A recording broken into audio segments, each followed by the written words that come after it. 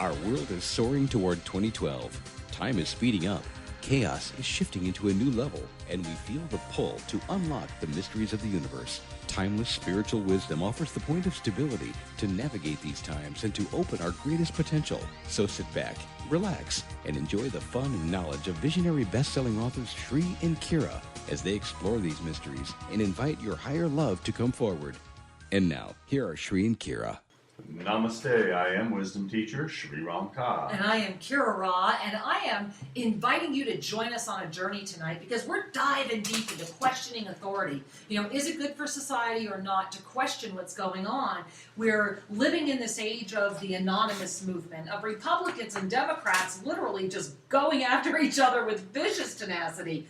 Politics, wars, the possibility of financial meltdowns. Is it time to demand our answers by questioning authority? Is that really the way to do it? Sri, what do you think? That's where we're going tonight. Well, questioning authority reminds me of so many years past, because truly I think all of us go through an evolutionary state where we begin to stop taking it for granted, to stop behaving in unexplored ways. Well, you know, it's so funny. I was just hearing somebody go, behave. You know, I just had Austin Powers flash through me. I don't know why, but there it was. And so the key is, you know, does it help us to question authority? And why do we question authority? I think the other question is, how can we? Well, that's a great one. Yeah. So let's look at this a little more deeply. Questioning authority emerges when we begin to accept that we have rights, that we're sovereign beings. Well, you know, I'm laughing here, Sri, because it's like, well, who gave you those rights? Uh-huh. You know, I mean, it's like, and see, this is what happens, and this is why I'm laughing, because the minute you start with the question, you start getting lost in the questions, and what we really need to look at here are the greater questions, and the reality of when does a question serve, and when is a question a distraction? Absolutely, because so many people use questioning as a way of interrupting flow, as a way of taking energy away from a situation or obstructing a resolution. It's also a way of not listening. You know, a lot of times when we're asking questions, it's because we don't want to hear the answers. We just want to feed a certain stream of energy within our own mind. And, you know, give you an example. This past weekend, you and I had a couple people suggest that we watch a film on YouTube, and this film was about chemtrails. Now, those of you that know Sri and I know that Sri, myself, the Archangelic Realm, yes, chemtrails are out there. Yes, chemtrails are real. And if you don't know anything about chemtrails, go to YouTube and type in chemtrails, and you'll learn everything you didn't want to know about chemtrails. And the key is not to get preoccupied with the fact that this phenomenon is out there, because it is out there. It was more fascinating for me, Sri, as we watched the movie, to notice how people were spun into a near frenzy over using questions as a technique, almost to create more fear, almost to create more drama.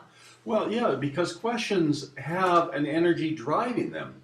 And so there's a couple of observations here. The one is, who are you sending the question to? Are you able to reach the true power that needs to listen to your question? Are you able to receive a response that addresses the need behind the question? So oftentimes questioning is brought forward because we have an anxiety. We have a need to believe that it ought to be, that it ought to be different. Well, wait, I got to stop you right there, because that was such a loaded comment that you just made. Number one, anxiety. I would say there's probably a heightened state of anxiety on the planet that has reached a level it has not, I certainly have not seen it in my lifetime. And the reality is that you talk about this heightened state. So when we gaze at the planet right now and we say, okay, let's talk about, are we questioning authority or should we question authority? And what does that really mean? You know, all the words of anarchy and tyranny all come up. But the reality is there is this worldwide fear that is causing a upheaval in governments, in the way that we interact with each other, in the way that our world operates, and is causing the need to say, unless I get an answer to a question that I have created, I'm not going to be happy. And it doesn't matter if the answer is even out there, and it doesn't matter unless it would be the specific answer you want. It's like the question's a setup. Well, the question is a setup, and oftentimes the questions are not thought through carefully. Truly, the anxiety that would drive one to question, the sense that somehow there's needs not being met, that a greater value is not being fulfilled. There's all kinds of reasons why one might question. And when that anxiety is present, how you question, who you question, the type of question you ask affect the outcome. Well, not only that, it's how you ask, right? Because let's look at, let's go all the way back to Arab Spring, right? The question they were saying is, why hasn't this changed and we want it to change? And then you look at the outcome of the questioning. And as we tie this into, is it good? Should we be questioning authority? Well, you think about, I go back over the past 30 years and look at the pervasive shift in attitudes, in paradigms, in expression. Worldwide, this is not limited to any one country. This is a worldwide shift. Yet the worldwide shift is based upon an unmet need of humanity. And when we let the questions take over, then the authority gets larger because they are never, I'm laughing here thinking about the UFOs, right? So there was this whole thing we know about, there was Project Blue Book, there were all these years, there is evidence that we are not alone in the universe. And even scientifically, it's almost infinitesimally impossible that we'd be alone in the universe.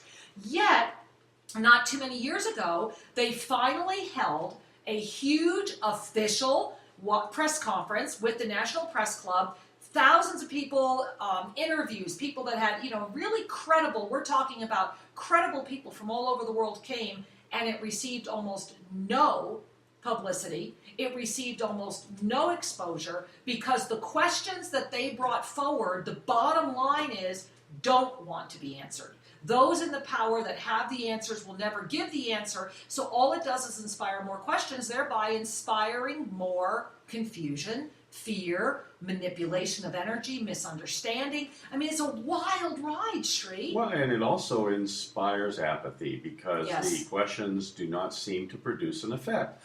And the bureaucracies that have been infiltrated and laid all around those who have power serve as a defensive barrier.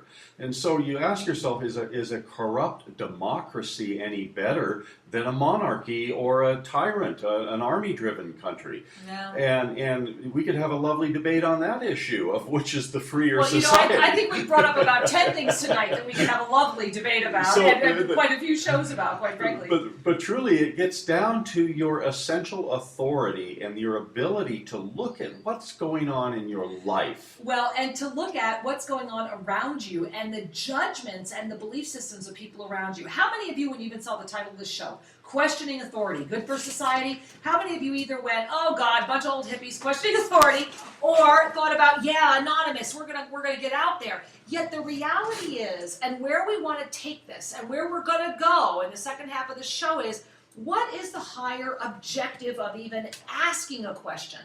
Are we the question, or is the question a result of our own fear, our own concern? I saw a brief, I guess it was like a snippet, an audio snippet, a video snippet the other day on the net, where this guy was making a case that gay marriage would lead to people marrying turtles and people marrying horses, and that if we no longer define marriage as one man and one woman, and we let it be one human to another human, that would lead to human-animal marriage.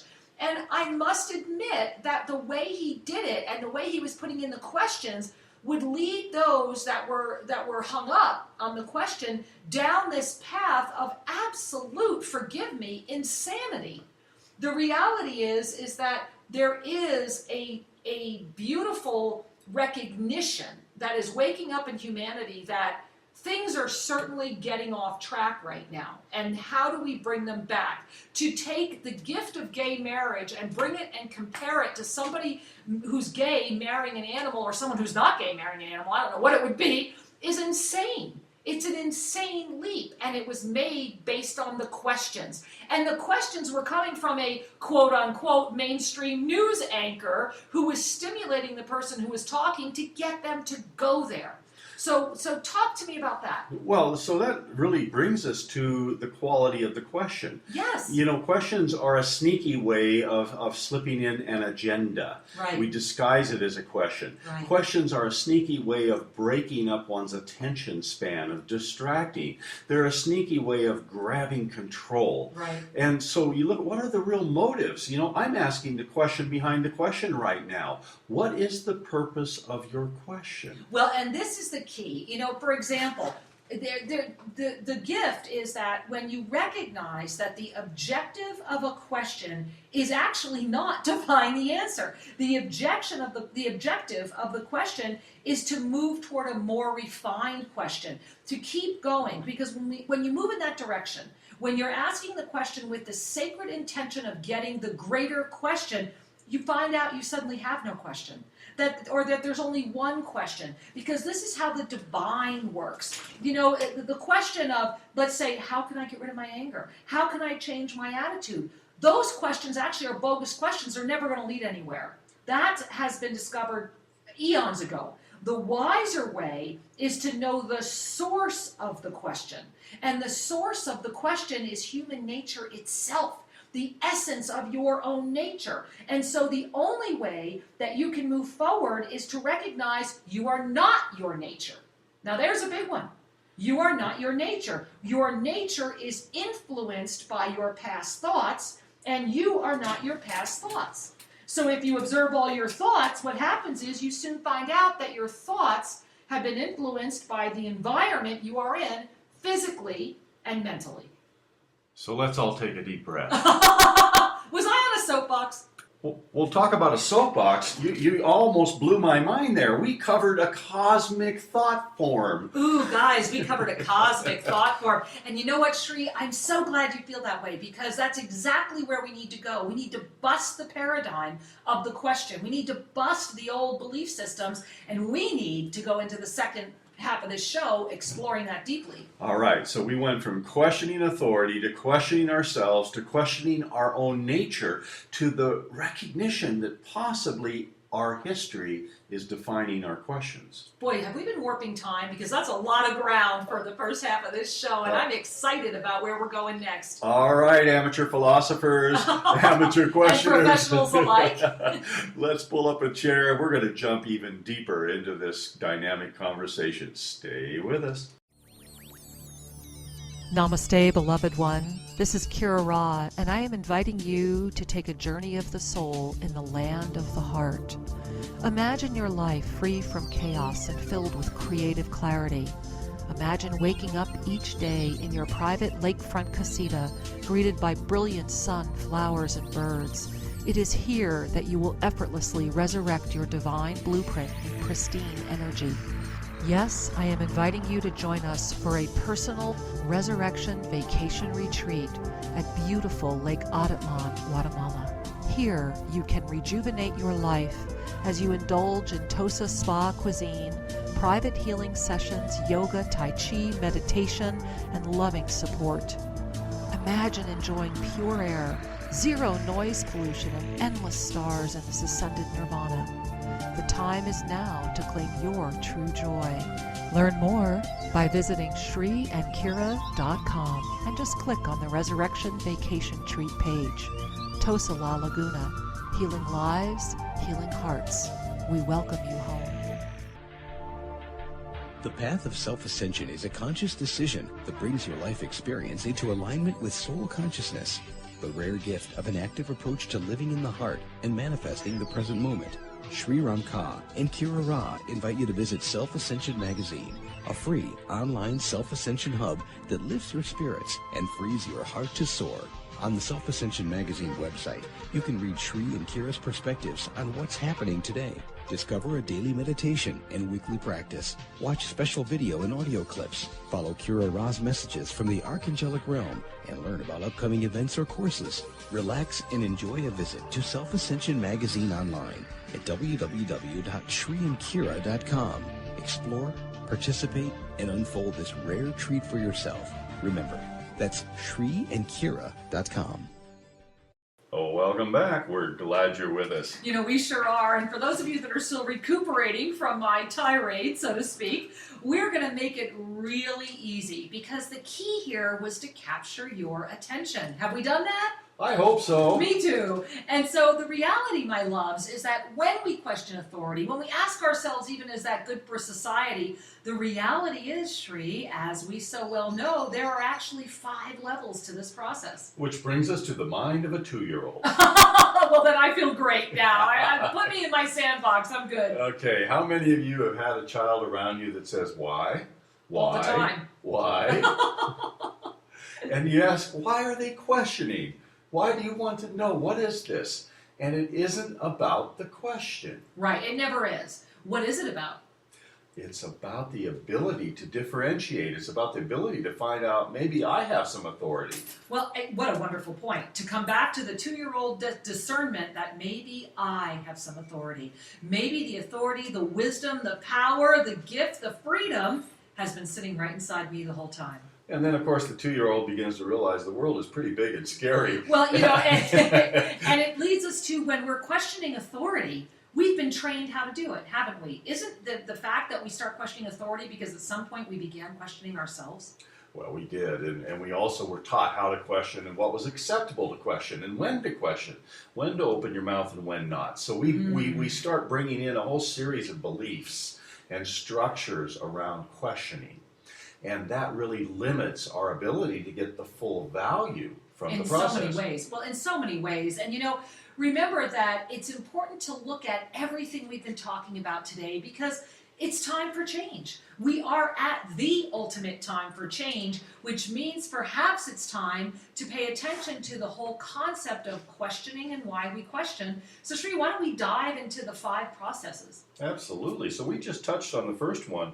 The first real reason we question is to discover our own authority. Ooh, well, there's the 2-year-old. That's it. To have a sense of self. Exactly. If there's no questions, we become a pawn in the flow. And so to just have a sense of selfness. Well, and you know, when we question from that aspect, what we're really saying is, help me understand. You know, help me. There's just a sense of me that I don't quite understand or am connecting with. Yeah, I need to be able to feel safe in the world, so help me understand the rules, help me understand how to get my needs met. Lots of levels to help me understand. Which are expressed in lots of different questions. Well, and that brings us to the next level of the whole questioning the evolution. So first we want to discover our authority, and then later on we use questioning because we want to protect our own needs. We want to take care of ourselves. So really number 2 is, so what's from number 1 where it's like, okay, who am I? Number 2 is kind of a, well, how do I express? Yeah, how do I get my needs met? Right. Because I'm feeling like the world's bigger than me, so I have to ask of the world. You know, it's fascinating, Shri, as we're starting to go through the 5 processes of the questioning and understand the deeper metaphysical tirade Kira went on in the first part of the show. What we're discovering is that all of our questions are a journey. The questions are indeed a journey, and they have layers of motivation and need. And as you sit with the content that we're sharing with you today, you can discover that this can actually go very deep. So let's just continue with this evolutionary glimpse. So we discover our own authority, we begin to question to protect our own needs, and then as we're coping with life, as we're getting our way through the world. As we're navigating all of the ins and the outs and the day-to-day. Well, our consciousness tends to evolve so that our questions become broader, and we begin to question in order to advance values, in order to advance a series of values, either for ourselves or for the environment. And we are now looking at the needs of a group, a greater scheme of things. Well, and this goes back to what I was sharing earlier, is where when we start allowing the nature of our experience to control our questions, we have lost the greater question, which is what we're building up to. Absolutely. So these first 3 are all about the nature of our environment, the nature of our upbringing. Exactly. The past, what I was referring to earlier in the show about the past thoughts. When we let all of our experiences, and by past thoughts I'm talking about from the time we're born to whatever moment we're in now, letting that sum total kind of overlap on all of our questions, because the reality here, Sri, is you've just brought up in number 3, by now you have a finely honed belief system. You absolutely do. And the belief system is all about coping. It's all about getting along with the world, the perceived world. And when we get to the next level, we're popping to something a little deeper. So the first 3 have really built upon themselves leading up to, and if we ever pop, to the next level. Absolutely. So the first levels, the first 3 are about what we call navigating through density and spiritual activism. Right, and it's what I mentioned in the first part of the show about this. These are the questions like, well, how do I stop my anger? Well, when you ask, it's kind of that Einstein, problems or solutions are never found at the level that they were created. Or The level of consciousness that creates the problem. Exactly. And so when our reality is really organized on coping and the external world, our questions reflect that state of consciousness. Exactly. As we move to the next level, we begin to question in order to understand the nature of being. Ooh, now this is different than the nature of our belief systems. 2 very important discernments here. We start questioning from the level of the being versus the summation of the past thought. So if you've ever sat down and whether it was at a college campus or in some other format and asked the question, who am I and why am I here and what does it mean to be alive? Those kinds of questions are the most direct in this category, the questioning for the nature of my being. You know, it's funny, I'm hearing beatnik music, I'm seeing beanies, and I want a cup of coffee. Well, let me snap my fingers and say cool. Exactly. You know, No, I'm thinking, because as you're talking about that, I'm thinking about where we are in our life when we might actually start evolving into this is usually when we're in college, or we're a little older, we're a little more sophisticated, we're becoming more aware of the greater consciousness. And I'm certainly being a little stereotypical there in a moment, but the reality is, I mean, today's coffee shops or today's Starbucks, today's scene is very much the same as it's always been. Where are we discussing? Where did Anonymous start? Well, it started on Facebook and Twitter and everybody talking and coming together and diving into the deeper questions from the greater value, yet not everyone is aligned with this greater nature. Some of it is still aligned with that lower nature. Well, what we're calling higher or lower is really kind of strata of consciousness. So as we deal with the shared world, you know, we have our social world, our political world. As we deal with this outer world, it seems like everyone's seeking a natural refinement. We want it to get better. We want harmony. Because we're terrified. You know, and this is what comes back to, it's kind of like this closed-end loop. Because everyone is terrified is why the questions have come to where they are, is why we're talking about, hey, does it serve society to question authority? And what we're coming to a conclusion here is that, yes, it does, if you're questioning from a different level. Absolutely. And so as we look at the evolution of these questionings and these activistic themes, you mentioned Arab Spring earlier on. You know, there's some rock and roll song. It says, out with the old boss, in with the new boss, just like the old boss, you know? It's true. And so that really is a cute way of reminding us that the level of consciousness is everything. As long as we question and seek actions based upon a belief in the outer authority, that we need a new authority, what we're going to get is the hierarchy of authority, and there's always going to be, it's always going to fall short. Our needs aren't truly going to be met. That's true. And this too is part of the evolutionary gift. At some point you say, you know, I get it. I'm never going to get what I'm seeking by changing the scenery in my outer world. Well, that's a really powerful recognition, Sri. You know, and the key is, I want to go back here and look at how we question, right? This evolutionary process of questioning is really in itself a model for the evolutionary process of all of humanity. And even at this fourth level where we question to understand the nature of being, we're still stuck in our minds. We're wanting to understand. We're wanting a concept, a belief, a dogma even. You know, and this is where a lot of people get caught in religion and political discussions, is they're looking for a way to bring their mind to peace. Because their mind is freaking out. Because everything around them is freaking out. And the other thing, which we've done a show on this once before, is there's such a huge addiction to adrenaline. And these 24-hour news cycles and even the reality shows and everything that's being pummeled in front of society right now says, keep your adrenaline on high gear. Feel anxiety. Well, when we feel anxiety, that's when it's hard, it's almost nearly impossible to automatically refine our questioning, and we stay stuck at that same level. And there's a myriad of reasons for that, because anytime you're stressed, we default to a previous level of consciousness. Exactly. You can't take stress in your next evolution. It's always a step backwards. Exactly. So anxiety and fear serve to slow down evolutionary thinking, let alone evolutionary beingness. And yet, then that's what leads to things like Anonymous and things to all of the other things. So here we are saying, how do we do this? So bring us to number 5, Sri. Well, let's just make sure we got number 4 fully wrapped up here. All right, let's do it. I'm excited. To understand the nature of being means we're still feeding the mind. We're still seeking liberation. And what's really wonderful is as we get ever more refined concepts, ever more refined understandings, we're actually giving ourselves permission to lift. And that's where we hit number 5. We question because we want to realize a state of being. Well, it's almost like an oxymoron, but it's really like intelligent questioning. Because at that point, intelligent questioning leads us to ever refining questions that lead us to our true needs and our greater expression. And when we hit that place, the questions cease. Exactly. Oh, don't you love paradox? I do. I love it so much. That's why I was getting so excited, because it's just wonderful. Because when we simply question for the sake of questioning, the bottom line is it does not serve. The whole show was questioning authority. Is it good for society? Well, if you're questioning for the sake of questioning, absolutely it's not for you or for society. Yet, if you can allow yourself these refinements, if you can allow yourself the growth, then yes, it becomes amazingly good for society, for yourself, for our world.